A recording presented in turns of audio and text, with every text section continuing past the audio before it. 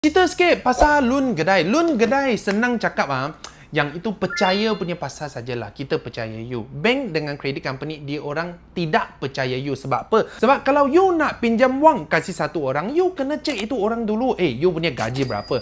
Stable ke tak stable?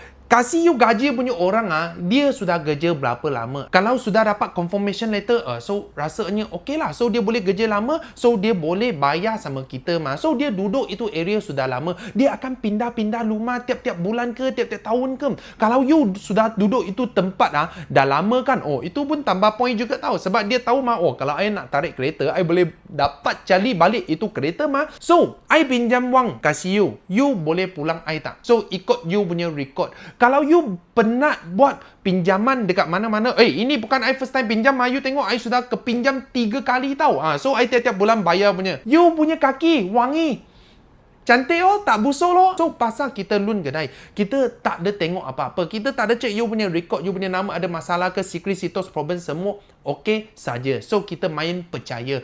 You kasih I duit muka dengan IC, kita turunkan you punya risiko sikit. Sebab you bayar duit muka, risiko you rendah sikit. So kita main percaya sajalah. Terus pinjam sama you. Sama juga masa you beli kereta, ini kereta jadi you punya dalam geran pun you punya nama. Masa you sign agreement, kita semua ikut bank punya law.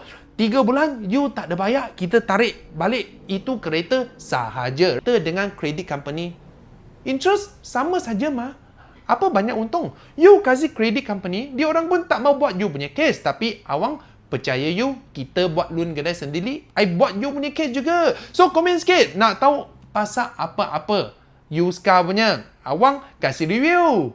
Follow awang dapatkan info dan knowledge kereta.